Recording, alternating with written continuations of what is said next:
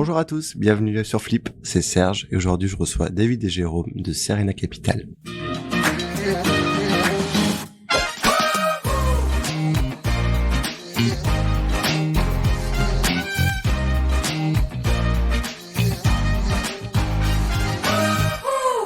Bonjour David, bonjour Jérôme, comment allez-vous ?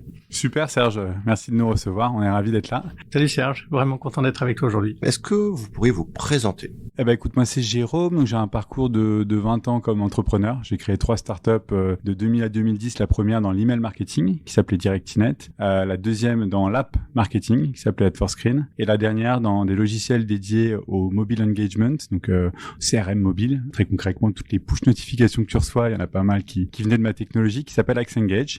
Et j'ai rejoint Serena il y a à peu près 2 ans comme operating partner. Et moi, je m'appelle David. Donc, j'ai aussi été entrepreneur comme Jérôme pendant une vingtaine d'années. J'ai créé un fournisseur d'accès Internet dans les années 2000 qui s'appelait Oreca. J'ai ensuite créé un logiciel de téléphonie sur Internet qui ressemble à un certain Skype, sauf que nous, on n'a été que français. Et ensuite, on a créé, en fait, avec mes associés, une marketplace qui s'appelle Wengo et qui est devenu un groupe qui s'appelle MyBestPro. Et tout ça, ça m'a occupé jusqu'à il y a à peu près 1 an et demi où j'ai décidé de rejoindre aussi Serena en tant qu'operating partner. Très bien. Comment vous êtes arrivés tous les deux à travailler chez Serena Capital ? Alors moi, en fait, après les 3 expériences entrepreneuriales, j'avais vraiment envie d'autre chose et surtout, j'avais envie d'avoir des projets qui me mettent au service des autres et qui soient porteurs de sens. Et pour cela, j'ai choisi 2 projets. Un projet personnel qui m'occupe 2 jours par semaine, qui est une association à but non lucratif qu'on a créée avec ma femme, qui s'appelle le Village des Enfants Extraordinaires. Et les 3 autres jours que j'occupe chez Serena, où j'accompagne les entrepreneurs et j'essaye de les aider à réussir. En tout cas, j'essaye de les aider à éviter les erreurs que moi-même j'ai pu faire et d'éviter de les faire, en tout cas, plus rapidement possible et leur donner finalement le maximum de performance dans l'exécution opérationnelle, sujet que là, j'ai été amené à traiter dans les différentes boîtes que j'ai dirigées et créées. Voilà, donc c'est ça qui m'a amené à cette nouvelle vie. Et pour ma part, en fait, en 20 ans, tu fais quand même pas mal de choses. C'est-à-dire que j'ai quand même créé plusieurs projets. J'ai vécu l'international, j'ai vécu des levées de fonds, j'ai vécu des sorties, des acquisitions, etc. Donc, ça fait partie du parcours. Et au bout de 20 ans, en fait, j'étais content d'avoir fait les opérations, mais j'en avais un peu marre, en fait, d'être confronté, en fait, au quotidien, alors que j'adore le monde de l'entreprise, la création d'entreprise. Donc, il y a quelques années, j'ai commencé, en fait, à accompagner des entrepreneurs à titre purement amical, parce que des entrepreneurs l'ont fait avec moi. Et quand j'ai croisé Serena et que j'ai appris en fait que tu pouvais rejoindre un fonds et être payé pour accompagner des entrepreneurs, j'ai trouvé ça assez incroyable. Et donc j'ai rejoint Serena il y a 1 an et demi. Très bien. À quel moment vous avez flippé pour devenir entrepreneur ?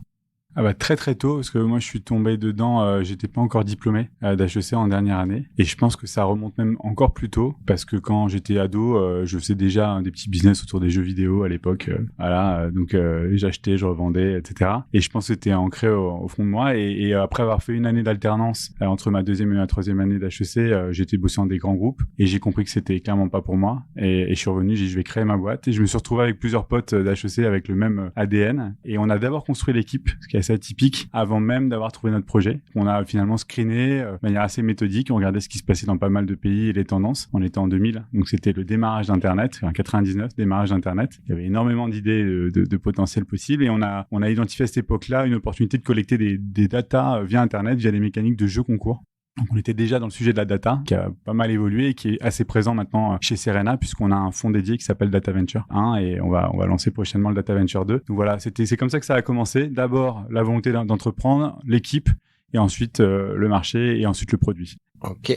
Je suis sorti en fait de mon école d'ingénieur en 95 et en fait effectivement les télécoms étaient en pleine ébullition, Internet était en train d'arriver et donc je crois que depuis toujours j'ai eu envie en fait de créer une boîte, mais je savais pas si j'en étais capable ou pas. Et mon premier patron ça a été Patrick Drahi, qui est l'entrepreneur qu'on connaît en fait, qui a été très actif dans le monde des télécoms et qui continue de l'être aujourd'hui. Et je crois qu'il m'a complètement débridé sur le fait que c'était possible de partir de rien en fait et de créer une boîte. J'ai quand même eu besoin en fait de bosser pendant 2 ans, 3 ans en fait chez des opérateurs de télécom en fait pour essayer de me former et de voir si je savais faire. Et en fait assez vite j'ai donné ma dème, j'ai commencé à faire du conseil, j'ai cherché des fonds et puis le projet est né comme ça. Est-ce que votre expérience d'entrepreneur vous sert au quotidien aujourd'hui chez Serena Capital ? Complètement. En fait, on se rend compte que le cycle que vivent les startups, de la création, de l'idéation, de l'identification d'un problème, de la construction de la solution et derrière de la manière finalement de déployer la construction du produit et de le mettre sur le marché, il y a quand même beaucoup de schémas qui se reproduisent et en fait il y a beaucoup d'erreurs qu'on peut éviter, que nous-mêmes on a pu faire. Par exemple, une erreur de base que font les primo-entrepreneurs, c'est de dire « je vais pas en parler autour de moi ». j'ai une super idée, il faut surtout pas que j'en parle parce qu'on va me la piquer. Et en fait, au contraire, il faut en parler un maximum autour de soi pour faire ce qu'on appelle, nous, la phase de discovery, c'est-à-dire se confronter au réel, au marché, vérifier que l'idée qu'on a eue en chambre, elle répond à un vrai problème qui existe sur le marché. Donc, il faut aller en parler des futurs clients, des futurs prospects, des experts du marché, potentiellement même aller discuter avec des concurrents potentiels pour bien comprendre l'écosystème dans lequel on est. Et plus on va parler, plus on va affiner, en fait, construction de la solution et la vérification du problème. Et ensuite, on va pouvoir construire le bon produit. Et ça, souvent, les primo-entrepreneurs font cette erreur de faire en chambre et d'imaginer, en fait, une solution à un problème qui n'existe pas. Et la grande majorité des startups qui plantent, c'est souvent ça. C'est en fait une solution à un problème qui n'existe pas, tout simplement. Tu irais carrément voir tes concurrents? Ouais, alors moi, pour la petite histoire, ma première startup, on collectait des données, je vous l'ai dit, par des jeux concours. Et le premier jeu qu'on a créé, c'est un loto gratuit sur Internet qui faisait gagner 1 million d'euros. Et la vraie question qu'on s'est posée, c'est comment allait réagir la Française des Jeux. Et je me rappelle, et c'est pas beau, mais on avait été voir la Française des Jeux en entretien mystère, en prenant vraiment un pseudo prétexte de mémoire de fin d'études HEC pour pouvoir comprendre un peu comment ils se positionnaient par rapport au web, et ce qu'ils comptaient y aller, et quelle serait éventuellement leur réaction par rapport à ce sujet-là. Je sais pas s'il faut aller jusque-là, mais en tout cas, aller en discuter avec son écosystème paraît essentiel pour comprendre comment ça va se passer. Ouais. Ok.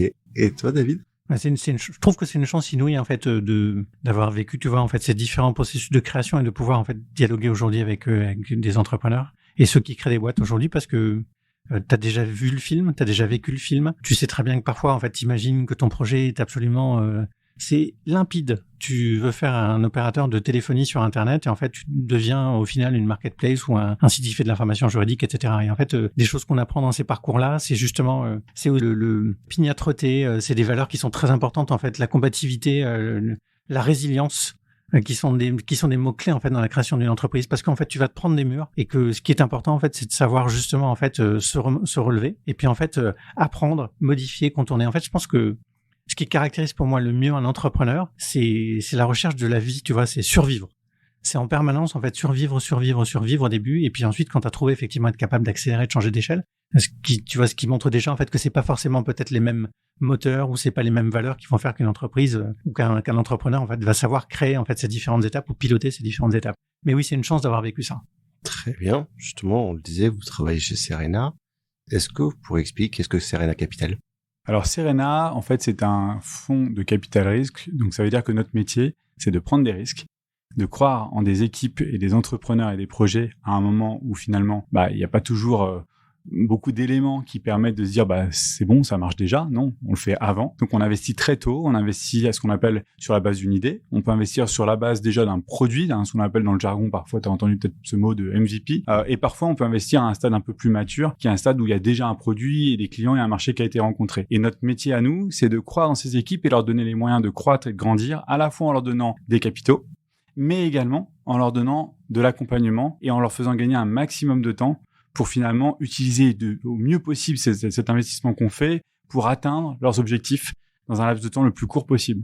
Comme le disait David, il y a un côté abnégation qu'il faut avoir quand on est entrepreneur, il y a aussi un côté adaptation. Et notre rôle, c'est à la fois leur donner la confiance, d'une part, dans leur projet et d'avoir vraiment le soutien, et en même temps, leur ouvrir les chakras pour faire en sorte qu'ils se posent les questions au bon moment. Parfois, il va falloir pivoter, c'est la vie d'une startup, et on est là aussi pour les accompagner dans ces adaptations dans le cycle de vie de l'entreprise. Et puis c'est aussi une vraie différence entre Serena et peut-être les autres fonds en fait sur le marché français. C'est justement cet investissement dans l'accompagnement opérationnel. Donc les fonds sont capables d'apporter cet investissement, de challenger des projets. Chez Serena, on a la moitié des équipes qui sont tournées vers l'exécution. Comment je réalise mon projet. Et avant de démarrer le podcast, tout à l'heure on parlait de formation. Et on se disait que on n'a pas été formé à recruter un collaborateur. On n'a pas été formé à mettre en place des forces de vente. On n'a pas été formé à créer une marque. On n'a pas été créé à faire des RP. On n'a pas été créé à gérer du marketing, à faire de l'acquisition, à faire du trafic. Toutes ces choses-là, en fait, ça fait partie de la vie d'une entreprise. Et ce qu'on pense chez Serena et notre vécu d'entrepreneur, Jérôme et moi et les autres operating partners, c'est que ce qu'on a appris, en fait, on peut le transmettre pour éviter justement, en fait, qu'ils tombent dans des pièges qu'on a pu rencontrer nous-mêmes. Ou surtout en fait en leur apportant des méthodologies qui vont leur faire gagner un temps fou et qui vont leur permettre de se concentrer en fait sur l'exécution plutôt que d'avoir à tout réapprendre. Ok. Pour bien comprendre, ce serait quoi la différence entre des VC par exemple et des business angels? Alors les business angels, déjà la définition c'est que ce sont des personnes physiques, là où un VC c'est une entreprise qui investit de manière professionnelle, collective. Le business angel, lui, va investir. Alors les gens pensent souvent qu'il investit pour des raisons financières. c'est en fait assez peu le cas. Ils investissent avant tout pour un coup de foudre dans un projet, dans une équipe et dans l'envie de participer à une aventure avec une logique un peu plus distante. Donc souvent, d'ailleurs, les décisions, on en parlait tout à l'heure ensemble, de décisions d'un business angel sont assez rapides. Vous allez faire un rendez-vous d'1 heure, 1 heure et demie et le business angel va décider ou pas d'y aller. Là où un investisseur professionnel qui est un VC va prendre le temps d'analyser le marché, de comprendre la taille du marché, va faire ce qu'on appelle des vérifications de marché, donc en prenant des appels, en appelant des comparables, en appelant des potentiels prospects, clients pour comprendre comment fonctionne la chaîne de valeur de ce marché-là. Et va également se projeter de manière un peu plus professionnelle dans ce qui peut se passer dans les dynamiques de marché qui peuvent se passer à horizon de 3, 4, 5, 10 ans. Donc, il y a tout un travail qui est fait en amont par l'investisseur professionnel qui va pas se décider en une demi-heure ou en 1 heure, mais néanmoins avec des délais de décision qui sont assez rapides. On parle quand même de quelques semaines maximum. Donc, pour tout ce travail qu'on évoque, c'est quand même assez rapide. Et tout ça donne lieu à une note d'analyse en interne qui est partagée de manière collective. Et on va se réunir l'ensemble des partenaires pour décider de faire ou pas ce dossier sur la base, bien sûr, d'une note, mais surtout d'une rencontre avec les entrepreneurs, puisque notre conviction forte, et on investit toujours sur les entrepreneurs. En fait, vraiment, la clé essentielle de tout projet d'innovation, c'est l'équipe qui va porter le projet. C'est vraiment essentiel. Et moi, je dis souvent, d'ailleurs, qu'on a le droit, entre guillemets, de se tromper, entre guillemets, de produit. On a un petit peu moins le droit de se planter de marché, mais on n'a absolument pas le droit de se tromper d'équipe, parce que si on se trompe d'équipe, ça peut pas marcher. Alors, pour la petite histoire, moi, je me suis associé avec 4 potes. Et donc, tout le monde me disait, tous les conseils qu'on prenait, ça, mais non, ça marchera jamais. 1, vous êtes potes. 2, vous êtes de la même école, donc vous n'êtes pas complémentaires, et ça marchera pas, parce que vous allez vous mettre dessus, quoi. Et en fait, on a fait un travail, amont, de définition, justement, des rôles, de manière collective. Chacun a réfléchi à ses forces, ses faiblesses, ses envies. Et ensuite, on l'a partagé collectivement pour bien définir les rôles. Et il s'avère que dans notre cas, ça a plutôt bien marché parce qu'on était assez complémentaires. Mais c'est pas tant l'amitié qui a permis de faire ça, c'est aussi le travail qu'on a fait ensemble pour définir le rôle de chacun. Ouais, moi, je suis un peu le contre-exemple de ça. Je me suis associé au début. Ma toute première boîte, en fait, je vendais des fromages sur Internet et c'était en 98. Donc, autant vous dire que c'était innovant. Ouais. J'en ai des fromages sur Internet partout dans le monde. Donc, j'ai envoyé des plateaux vraiment partout dans le monde. Je me suis éclaté. J'ai fait ça avec des potes. Et en fait, ça a montré aussi des limites. C'est-à-dire qu'on a découvert que parce qu'on était copains, on se passait des choses et justement, en fait, on n'avait pas fait ce travail que tu as fait. Et je pense que si on l'avait fait, ça nous aurait fait du bien. Donc, moi, j'ai rencontré après mes associés, en fait, dans mes autres aventures, en fait, dans l'univers professionnel. Et on avait des fonctions très complémentaires, des profils très complémentaires. Et ça s'est confirmé, en fait, puisqu'on a été associés pendant 20 ans. Et pour juste compléter ce que disait Jérôme, sur le rôle du business angel et du VC, peut-être dire que les deux, en fait, sont très importants. C'est-à-dire qu'ils sont très différents, mais les deux sont très importants. Et qu'un VC va aussi tenir compte éventuellement des business angels qui ont investi parce qu'ils savent des noms, parce qu'ils ont une histoire et que donc leur regard, en fait, va nous intéresser. Et de l'autre côté, les business angels pour les entrepreneurs, en fait, c'est essentiel. Parce que c'est la première fois où tu as quelqu'un qui va te faire confiance et qui en 1 heure de temps va te dire « Ok, je mise sur toi et je suis prêt à mettre 50, 100 000 euros en fait, sur ton projet et sur l'histoire que tu m'as racontée. » Et ça, c'est fantastique. C'est-à-dire que quand tu crées ta boîte et que tu sais pas très bien en fait si tu es la bonne personne pour le faire ou quoi, que tu vas le pitcher et que tu as un mec en face de toi qui te dit « Je vais mettre 50 ou 100 000 balles dans ta boîte », ça fait un bien fou. Est-ce que ça joue, par exemple, quand vous devez prendre une décision, vous voyez le nom d'un business angel que vous connaissez dans votre prise de décision pour oui ou non vous allez investir dans la startup? Si c'est un business angel qui a une connaissance sectorielle, qui a fait toute sa carrière, j'ai n'importe quoi, dans la data et qui a décidé d'investir dans une boîte qui un logiciel d'annotation de données, tu te dis bah ouais quand même, il connaît parfaitement le marché, il a sûrement identifié qu'il y a une problématique et que l'équipe était la bonne et en 1 heure de temps, il a été capable quand même d'évaluer l'équipe par rapport à sa connaissance. Donc oui, certains business angels qui ont une connaissance sectorielle, je trouve qu'ils apportent un vrai plus à la fois en amont pour crédibiliser le projet, comme tu le disais David, et également pour ouvrir des portes. Ça aide aussi, les premiers rendez-vous, les premiers clients, souvent peuvent être faits au travers de bonnes introductions faites au bon moment. Et puis aussi pour rassurer effectivement les investisseurs professionnels qui vont bien sûr passer des coups de fil à ces gens-là pour leur dire explique-moi pourquoi tu as investi dans cette boîte, qu'est-ce qui t'a plu, pour pouvoir échanger avec eux. Donc oui, effectivement, ils sont essentiels dans la trajectoire et souvent d'ailleurs on commence par eux. Et parfois, nous, en tant qu'investisseurs professionnels, on peut aussi conseiller et compléter le tour de table avec des business angels bien choisis qui sont dans notre réseau. Quelle est la relation que vous entretenez une fois que vous avez investi avec les entrepreneurs? Alors, chez Serena, on a une particularité qui est vraiment différente de ce qui se passe ailleurs, c'est qu'on a 2 équipes. On travaille main dans la main, mais on a une équipe investissement dont le job, comme dans tout fonds d'investissement, est d'aller identifier les futures startups de demain, de les rencontrer, d'échanger avec elles, de comprendre leur modèle économique, leur marché, et au final de discuter d'un investissement.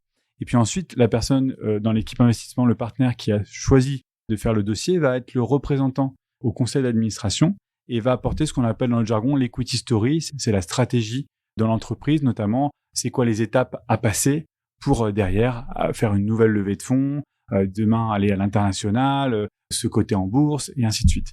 Et on a une deuxième équipe dans laquelle on est avec David, qui est l'équipe operating, dont notre rôle à nous est d'intervenir une fois qu'on a fait l'investissement pour les aider dans le plan d'exécution. Et donc, on a une relation très proche à la fois avec les entrepreneurs, mais également avec ce qu'on appelle leur comité de direction, donc l'ensemble des C-level, avec lesquels on a des interactions à la fois au démarrage. Donc, une fois qu'on a fait l'investissement, on fait ce qu'on appelle une immersion. C'est-à-dire qu'on va passer 2 jours dans l'entreprise, on va rencontrer toutes les personnes clés, on va apprendre à se connaître, on va leur poser des questions sur leur vision de la boîte, ce qu'on appelle le chemin critique, les potentiels challenges en termes de croissance qu'ils vont avoir.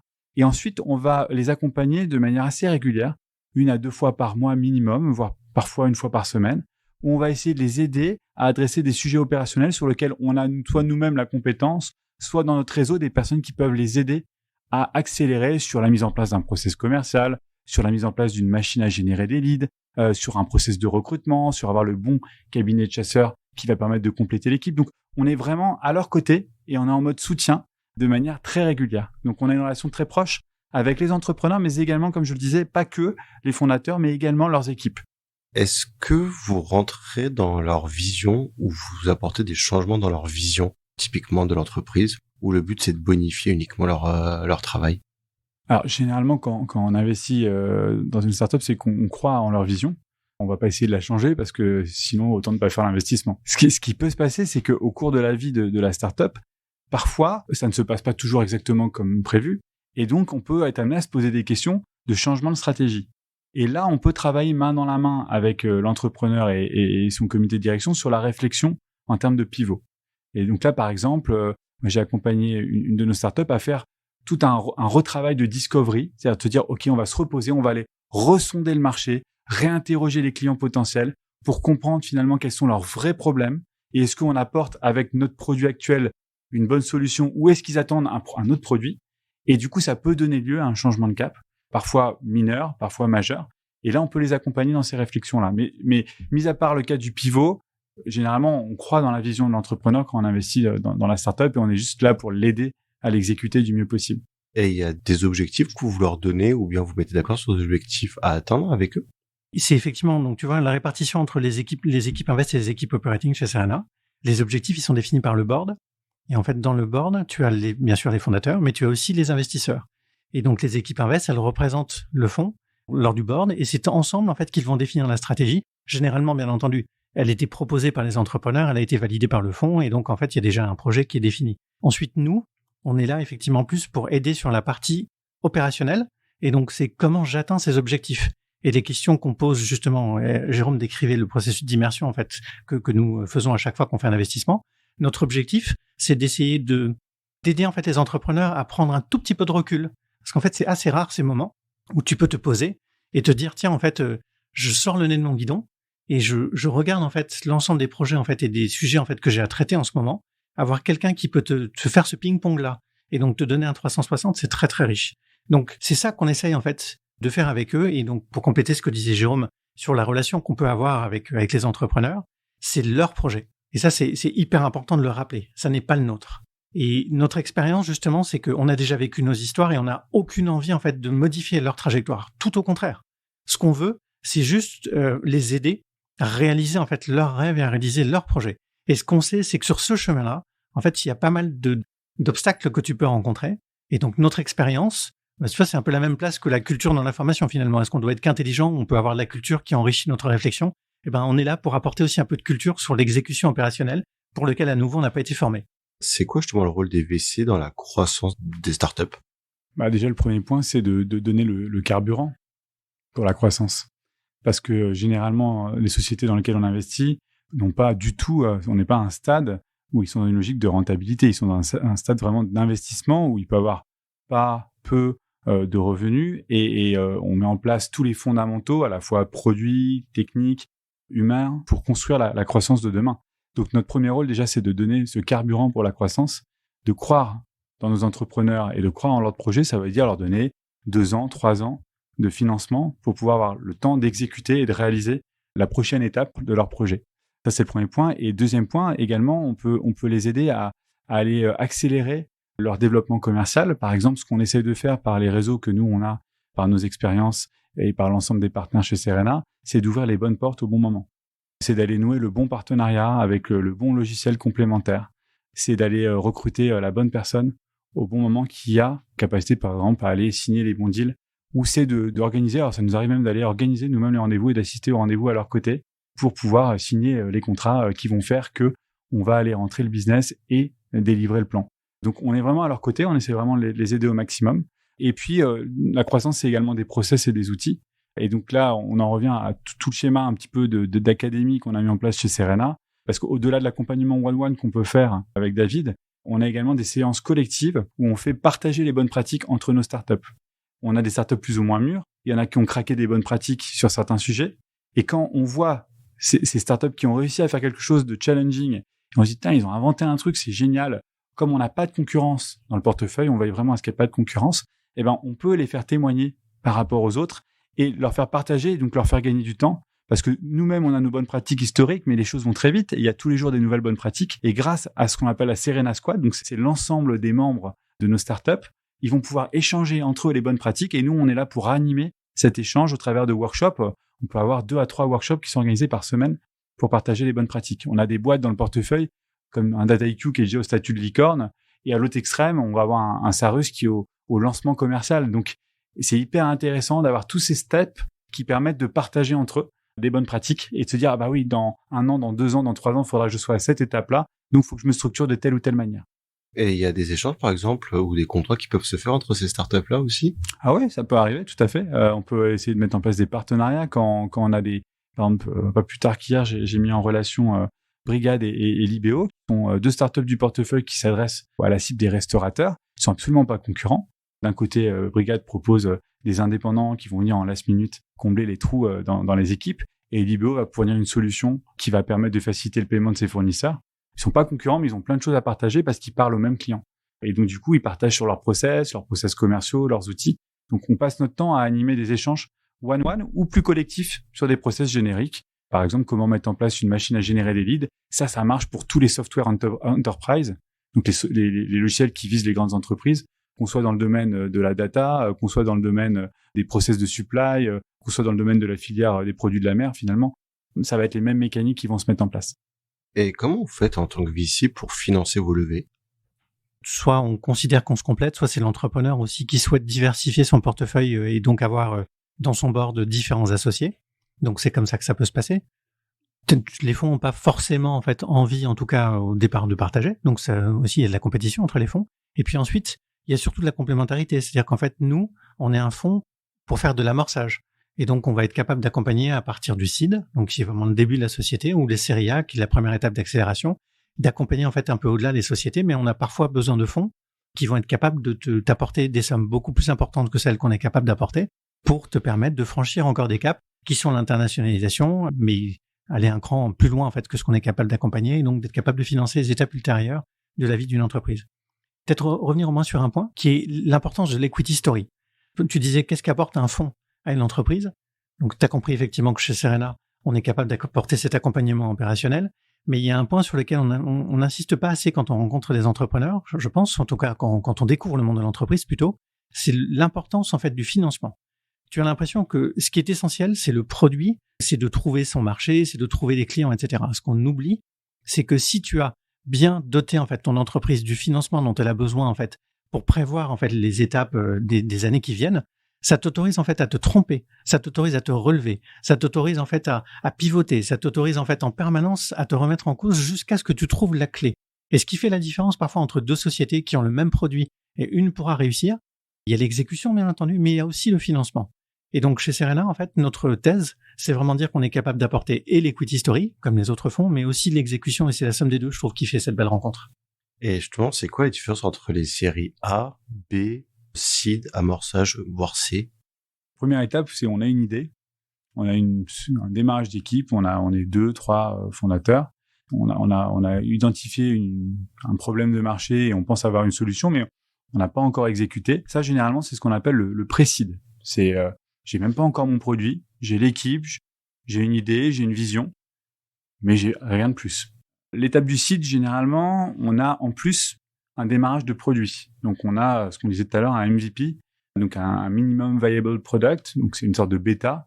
On commence à avoir quelques bêta users qui payent pas forcément. On peut commencer à voir l'usage. On peut mesurer leur intérêt pour le produit. On le facture pas forcément, on n'a pas de revenus. Ça, c'est l'étape du seed. Ensuite, l'étape suivante, c'est ce qu'on appelle la série A. Là, à ce moment-là, on a un vrai produit et on a déjà des clients qui payent et on a une traction. C'est-à-dire que non seulement on a des clients, mais ils augmentent mois après mois. Et donc là, on dit que l'entreprise a rencontré son marché et qu'il faut maintenant mettre du carburant dans la machine pour aller accélérer d'un point de vue commercial, marketing, parfois international, et qu'il faut toujours, bien sûr, continuer à renforcer son produit.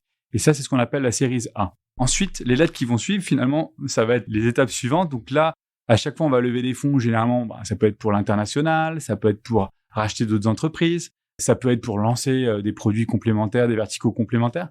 Mais j'ai envie de dire que les stades suivants sont un petit peu moins marqués en termes de différenciation. C'est moins une logique de taille, alors que les premiers stades sont très marqués entre du précis, du seed, du série A. On a quand même des étapes bien distinctes. Généralement, quand on parle de séries, on a affaire à du capital risque et ce sont des sociétés qui, généralement, ne sont pas rentables. Elles sont en très forte croissance, mais elles ont la particularité de ne pas être rentables. Si on a affaire à des boîtes rentables, on va passer dans un autre monde qui s'appelle le monde du private equity, qui là va investir avec des mécanismes d'investissement sous forme de dette qui vont permettre là de financer d'une autre manière les entreprises qui peuvent continuer à faire de la croissance, mais qui sont dans un autre step de leur vie. On n'est plus au stade de la non-rentabilité. Mais elles sont rentables, ces entreprises-là. Alors, dès qu'on est dans le private equity, elles vont être rentables. Quand on est en capital risque, elles sont quasiment jamais rentables. Alors, il faut vraiment que ce soit en fin de parcours. Très bien. Comment vous trouvez les startups dans lesquelles vous voulez investir?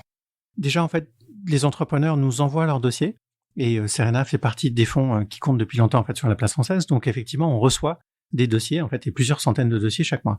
Il est très important pour nous, bien entendu, de regarder chacun de ces dossiers et d'être capable de répondre à tous ces entrepreneurs. Donc, c'est ce qu'on fait généralement assez vite. Ça nous permet d'identifier donc très en amont, finalement, des projets et donc de pouvoir rencontrer les investisseurs et c'est comme ça que des histoires peuvent naître. Il y a aussi le travail que nous, on fait en fait d'aller vers le marché et de suivre en fait des entrepreneurs qui ont déjà créé des sociétés qui peuvent en créer d'autres, de suivre aussi justement en fait des key managers, les C-level dont parlait Jérôme tout à l'heure, et qui sont dans des licornes et qui vont changer de job par exemple et qui vont aller dans d'autres boîtes. Et ben quand ça se produit, ça c'est généralement en fait des informations assez intéressantes où tu te dis tiens, je vais peut-être aller regarder parce que lui il était très bon, il a vécu en fait une exécution absolument remarquable. Donc il aille dans une boîte qui est en train de naître, c'est un bon indicateur pour se dire que on devrait peut-être aller regarder. Tu vois, il y a à la fois de l'entrant et il y a à la fois du sortant et puis il y a l'initiative qu'on a lancée avec Jérôme. Oui, en fait, il y a une initiative qu'on a lancée qui consiste à se rapprocher de tout l'écosystème des accélérateurs et des incubateurs qui voient parfois les projets à un stade plus amont que nous.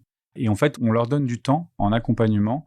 Moi, j'avais commencé, après la vente de ma dernière société, à me rapprocher de Wilco, qui est l'accélérateur de la région Île-de-France, et je faisais du coaching d'entrepreneurs. Et c'est comme ça que j'étais amené à rencontrer d'ailleurs Libéo. On a eu un vrai coup de foudre, quasiment au démarrage de l'entreprise. Ils étaient à l'époque les 3 cofondateurs, ils devaient être 2 salariés. Voilà, du coaching sur comment faire sa discovery, comment commencer à structurer le pricing. Et puis, on a bien fité et derrière, l'histoire s'est mise en place. Et aujourd'hui, Serena est actionnaire de Libéo. On a participé au dernier tour de table. Et donc, on est convaincu que aider les entrepreneurs, parfois de manière désintéressée au démarrage, parce que parfois, ça correspond pas forcément à notre thèse d'investissement ou au stage sur lequel on veut investir, ça peut être tout à fait pertinent pour les années à venir. Et puis, on a aussi envie de redonner à l'écosystème. Ce que l'on fait également au-delà du coaching individuel qu'on peut faire avec certaines sociétés d'accélérateurs partenaires, c'est de partager nos workshops dont on parlait tout à l'heure, qui sont normalement réservés à la squad de Serena. On en ouvre certains de manière ponctuelle à des accélérateurs sur, par exemple, les méthodologies de Product Market Fit Score. Donc, comment mesurer son Product Market Fit, comment mettre en place des process qui soient customer-centric d'un point de vue commercial. Donc ça, c'est des méthodos, nous, qu'on partage énormément avec les sociétés du portefeuille et qu'on commence à ouvrir à la communauté. L'idée, c'est de faire rayonner également Serena et de permettre aux entrepreneurs qui n'ont pas Serena comme investisseur de pouvoir bénéficier également en partie de nos savoir-faire opérationnels. Est-ce qu'il y a différents critères à remplir pour que, par exemple, Serena s'intéresse à une startup? Pour Serena, ce qui est vraiment important, c'est d'avoir des projets qui ont une ambition importante, très importante, et des entrepreneurs qui ont envie de porter cette ambition. On investit dans des projets qui peuvent, s'ils sont bien exécutés, un jour devenir des projets majeurs et disrupter une industrie. On ne cherche pas à construire des PME de qualité intermédiaire. Il y en a des très très belles sur le marché, mais c'est pas notre métier en tant que capital risqueur. Nous, notre métier, c'est vraiment d'aller chercher des sociétés qui vont changer une industrie. Alors bien sûr, on va pas réussir tout le temps, mais en tout cas, c'est au moment où on investit, c'est la vision qu'on veut partager avec les entrepreneurs. C'est-à-dire se dire, voilà, on a une trajectoire, c'est d'aller chercher la Lune, les étoiles. On va vraiment vous donner les moyens et l'accompagnement et les financements pour le faire. Et on va essayer d'aller chercher cette étoile-là. Après, dans les faits, parfois, on peut très bien, et ça nous arrive régulièrement, finir avec une entreprise qui n'a pas atteint cette étoile-là. Mais en tout cas, au démarrage, il faut qu'on ait cette vision et cette ambition. Et notamment, on regarde la taille du marché potentiel. Ça, c'est très important pour nous. Est-ce qu'on a affaire à un énorme marché qu'on va pouvoir chambouler? Je vais donner un exemple. Là, on a investi il y a 1 an et demi dans une société qui s'appelle Uptime, qui en fait veut chambouler la maintenance des ascenseurs, qui est un vieux secteur oligopolistique où tu te rends compte, on le vit tous à titre personnel, que les visites de contrôle des ascenseurs, tu vois le mec remplir sa petite fiche, parfois tu l'as même pas vu, il a juste changé la date, etc. Puis tu dis, il est passé, pourquoi, etc. Et Uptime met en place une technologie à partir d'hardware et software qui a pour but d'améliorer la qualité de la maintenance sans faire des visites fantômes, mais en faisant des visites utiles et préventives.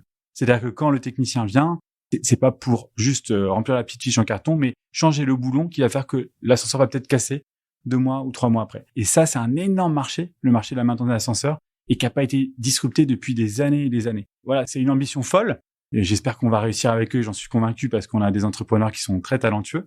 Mais en tout cas, voilà, c'est cette vision qu'on a. Tu vois, c'est un marché important, mondial, qui n'a pas bougé depuis des décennies et qu'on veut chambouler. Et avec de la techno, de l'intelligence artificielle, et là, dans ce cas-là, également du hard. Et tu vois, c'est ce type de projet qu'on cherche à trouver chez Serena, qui sont pas évidents. Après, il faut avoir les porteurs de projets également qui ont cette ambition-là.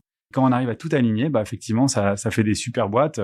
La plus connue dans le portefeuille étant un DataIQ, qui aujourd'hui est une licorne, qui a une activité qui a plus de 80% aux États-Unis et qui est devenue la référence dans le domaine des logiciels enterprise pour construire les algorithmes d'intelligence artificielle. Merci beaucoup à tous les deux. Avant de se quitter, on va passer au Flip and Curious. Et une startup à suivre selon vous? Alors moi, je vais forcément parler d'une startup que j'accompagne, que j'adore, qui s'appelle donc Kili Technologies, qui est un logiciel qui permet de faciliter l'annotation des données non structurées. On va dire, waouh, c'est barbare votre truc, de quoi on parle?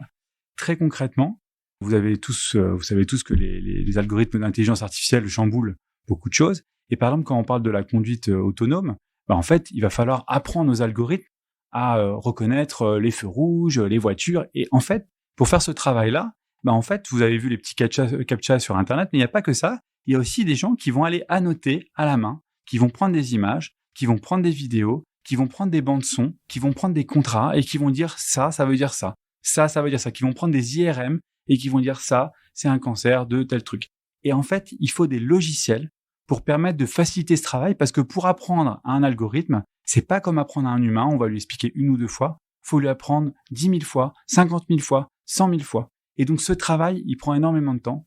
Et Kili a développé un logiciel qui permet de gagner à la fois du temps et également de travailler en précision sur la qualité des données qui sont remontées. Et en fait, c'est l'étape prochaine du marché. On a beaucoup parlé d'IA et d'algorithmes. Aujourd'hui, les algorithmes, ils sont sur le marché.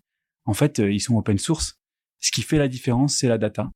Au début, on a travaillé sur la data qui était structurée, les fichiers, les quantifiés, etc. C'est très, très simple. Aujourd'hui, on est sur la data non structurée, des images, de la vidéo. Et donc, ils sont sur la prochaine étape. L'équipe est incroyablement talentueuse. Je suis convaincu qu'ils vont cartonner. Et en tout cas, c'est vraiment un plaisir de les accompagner.